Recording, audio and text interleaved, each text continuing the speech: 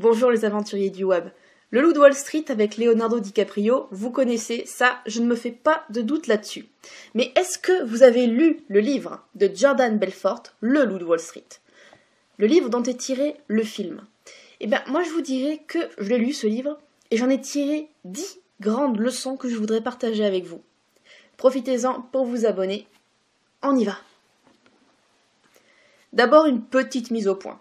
Je suis consciente que Jordan Belfort, dans toute l'histoire qu'il raconte dans ce livre, il raconte l'histoire d'un escroc. Ce qu'il fait est illégal, ce qu'il fait est immoral, on est d'accord. Mais ça ne veut pas dire que tout ce qu'il a pu faire, ou tout ce qu'il a pu penser, toutes les stratégies qu'il a mis en place, sont toutes illégales ou mauvaises. D'accord ? Et j'ai pu en tirer 10 grandes leçons. La première grande leçon que j'ai pu en tirer, et c'est extrêmement paradoxal pour un escroc, c'est la fidélité. Jordan Belfort utilise beaucoup ce mot. Il n'y a pas un seul chapitre du livre où il n'y a pas le mot fidélité. C'est une qualité à laquelle il était extrêmement sensible. Lui-même était très fidèle à ses amis, à ses collaborateurs proches et à sa famille. Et il mettait en pratique tout ça. Ses employés, il restait fidèle avec eux, il les payait bien, il les traitait convenablement, parfois plus que la moyenne, mais bon, ça c'était aussi pour pouvoir maintenir leur emprise dessus. Mais bon, tout ce qui était à son niveau, tout ce qui faisait preuve envers lui de fidélité, il était fidèle en retour. Et ça, c'est une grande leçon de vie qu'il m'a appris. C'est que j'étais bien consciente moi-même, sans avoir besoin de lire le livre, que la fidélité est une qualité très importante et qu'il faut être fidèle à ses amis, à sa famille, à ses valeurs, à soi, etc. Mais fidèle en affaires, c'est une toute autre façon de voir. Et ça m'a vraiment appris qu'il fallait être fidèle aussi en affaires. Fidèle avec les gens avec lesquels vous faites des collaborations. En gros, posez-vous aussi la question. Quelle est votre vision de la fidélité et qu'est-ce que vous pourriez faire dans votre business pour essayer d'être beaucoup plus fidèle avec les gens autour de vous? La deuxième grande leçon que Jordan m'a appris, c'est qu'on peut avoir de très grandes capacités, mais être la victime de ses propres croyances limitantes et de sa propre maturité ou immaturité émotionnelle. Je m'explique. Dans le livre, il parle de son père. Je vais vous lire le passage, ce sera beaucoup plus simple. Il est très court. Ce n'était pas un homme simple, mon père. Ses grandes capacités mentales le destinaient au succès, mais ses limites émotionnelles l'avaient maintenu dans la médiocrité. Oui, c'est un homme qui ne prend pas particulièrement de pincettes pour dire les choses. Il est un peu brut de pomme. Mais en fait, ce qu'il veut expliquer, c'est que son père était un homme qui avait de grandes capacités au niveau de son travail et de grandes capacités de cœur.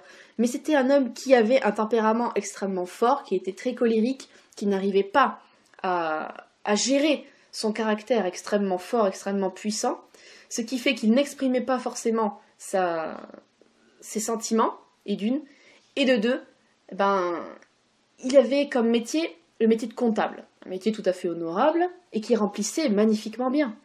Et il aurait pu être beaucoup plus, avoir de meilleurs postes, être mieux payé, etc. Mais il n'arrivait jamais à le faire. Pourquoi ? Parce qu'il avait un caractère beaucoup trop emporté qu'il n'arrivait pas à maîtriser, et de deux, il avait beaucoup de croyances limitantes par rapport à lui-même. Parce qu'il était là dans son petit métier, etc. Il ne se voyait pas être beaucoup plus haut placé, avoir de plus grandes responsabilités, etc. Ce qui fait que toute sa vie, enfin à part la période où il y a eu le grand succès de Jordan, mis à part cette période-là, il a toujours vécu de manière très moyenne. Et je pense que c'était sa manière à lui d'être en sécurité, de trouver son bonheur. Mais ce que Jordan essaie vraiment de montrer en disant ça, c'est qu'il y a des personnes qui ont de grandes capacités, une personne qui a une très grande intelligence, une personne qui a beaucoup d'enthousiasme, des personnes qui ont du talent, etc. Mais qui ne passent pas le pas parce que soit elles doivent faire la paix avec leur passé émotionnel, soit elles ont des croyances limitantes. C'est vraiment ce qu'il essaie de mettre vraiment en avant dans certaines parties du livre, et je trouvais vraiment intéressant de le souligner ici. Posez-vous donc la question. Est-ce que vous avez vous aussi de grandes capacités? Et quelles sont les croyances limitantes ou les émotions avec lesquelles vous n'avez pas fait la paix? Troisième grande leçon du livre, c'est faire comme si. Faire comme si on était riche pour attirer la richesse. Faire comme si on avait confiance en soi pour que les autres aient confiance en nous. Faire comme si on avait une solide expérience et les autres suivront nos conseils, etc., etc., etc. Faire comme si. Dans le fond, c'est pas forcément très malhonnête de faire comme si, parce que dans le fond, on a besoin, nous aussi, de nous mentir, entre guillemets, un petit peu à nous-mêmes pour nous dire, voilà, je suis capable de faire mieux, je suis capable de faire comme si j'étais riche, etc. D'enclencher un petit peu le premier créneau de la loi d'attraction, pour qu'ensuite, la richesse ou ce que l'on cherche vienne à nous. Ne serait-ce que pour mon propre vécu, c'est une méthode que j'ai utilisée, et ce, il y a très longtemps. Faire comme si j'avais confiance en moi, pour que les autres aient la sensation que je suis une personne de confiance, et qu'ils peuvent eux-mêmes me faire confiance. Je me suis, comme qui dirait, menti un peu à moi-même, parce que je n'avais pas du tout confiance en moi. Alors je me suis dit, je vais faire comme si. Je vais faire comme si j'étais une personne qui était bien dans ses baskets et qui a confiance en elle, qui va de l'avant, etc. Et ensuite, le regard des autres a changé sur moi. Et plus le regard des autres changeait sur moi, ils me voyaient comme une personne solide, une personne de confiance, une personne que l'on écoute, une personne dont l'on écoute les conseils.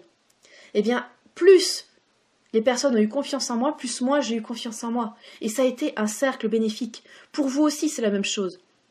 Vous voulez être riche ? Eh bien, faites comme si vous étiez riche. Bon, je ne vous dis pas de faire sauter votre compte bancaire, mais alors, essayez d'adopter les mêmes habitudes que les riches eux-mêmes adoptent, etc., etc.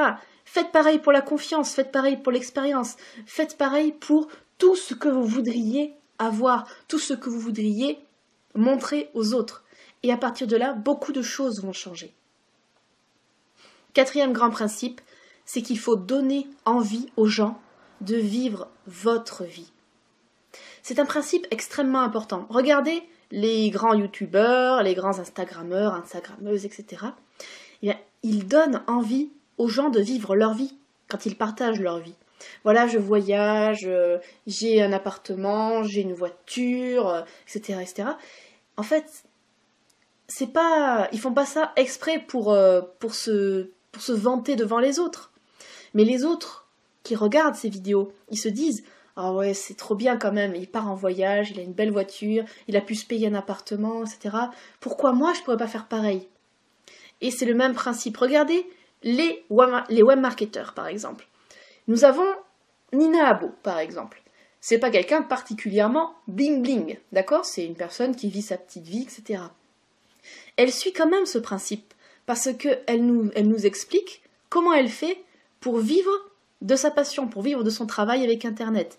Et après, quand elle est en vacances, elle nous poste quelques petites photos, etc. Quand elle est en déplacement, elle fait pareil. Eh bien, elle nous donne envie de vivre sa vie. Elle nous donne envie d'être libre comme elle, de pouvoir vivre au bord de la mer, de pouvoir partir en vacances, etc. Elle nous donne envie d'avoir cette liberté. Pareil pour Aurélien Amaker. Par exemple, lui, il a déménagé au Portugal, à Lisbonne. Il nous fait parfois des vidéos, on voit des petits morceaux de son grand appart, il a des bureaux là-bas. Bref, il nous montre il nous prouve avec ses vidéos que ce qu'il fait, c'est possible. Et il nous donne envie, nous aussi, de vivre la même vie que lui. Pareil pour les digital nomades, pareil pour tous les autres, ceux qui ont des métiers très portés sur le visuel, etc. C'est pareil, c'est le même principe. Si vous voulez avoir des clients, si vous voulez avoir des fans, eh bien donnez-leur envie de vivre votre vie, de vivre votre passion. Cinquième grand principe, le charisme. Le charisme est l'atout numéro 1 pour devenir un leader. Dans le livre, il parle de Mark Hanna. Mark Hanna, c'est un personnage qu'il a découvert quand il est juste arrivé à Wall Street, quand il était en formation. Il est arrivé dans les bureaux, il a commencé à se faire traiter de sous-merde, excusez-moi, c'est le terme, par le gars qui l'a accueilli, etc., qui le traitait comme un chien. Est arrivé Mark Hanna dans le bureau. Ça a été une bouffée d'air frais, quoi. Il s'est trouvé devant une personne qui avait du charisme, une personne qui réussissait, une personne qui était inspirante, et il a eu envie d'être comme lui. Cette personne lui a dit « Tu n'es pas de la sous-merde ». Cette personne lui a dit « Tu as de grandes capacités. Fais ça, fais ça, fais ça, fais ça, tu vas t'améliorer ». Et il a suivi les conseils de Mark Hanna. Et maintenant, il gagne des millions. C'est un truc énorme. Donc, le charisme, c'est très très important. Pensez à vous aussi. Qu'est-ce que vous pourriez faire pour améliorer votre charisme ? Sixième grand principe. Ce ne sont pas les clients qui achètent. C'est nous qui vendons. Et ça, c'est une nuance extrêmement importante. C'est ce qui rend le vendeur acteur et non le client. Comment vous dire ? De vous voir comme l'acteur de votre vente, l'acteur principal de votre vente, ça va vous pousser à être actif. Souvent on dit que quand on fait du web marketing ou quand on veut vendre quelque chose, il faut être un chasseur.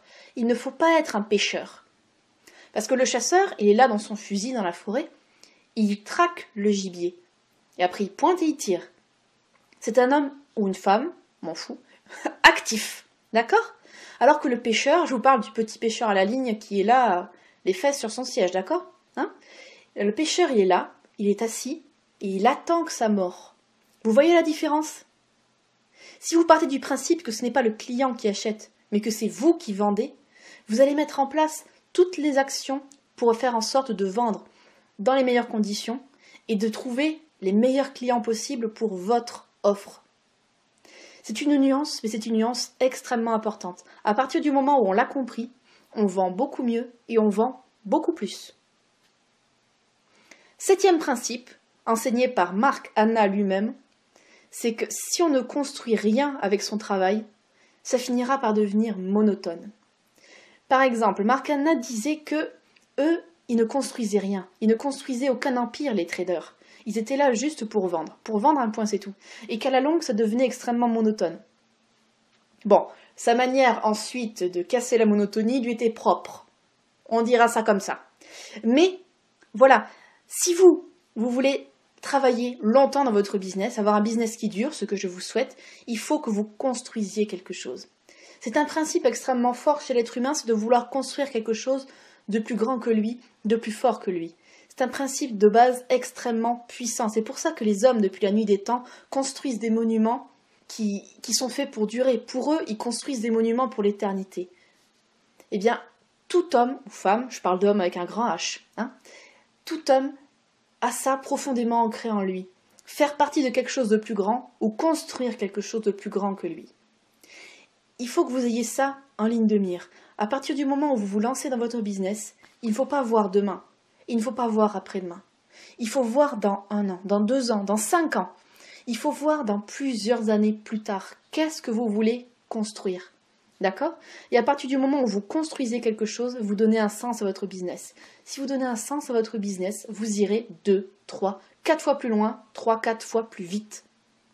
8e principe, c'est que lorsque l'on prend soin de ses employés et qu'on les paye bien, ils donnent de meilleurs résultats et ils sont beaucoup plus fidèles.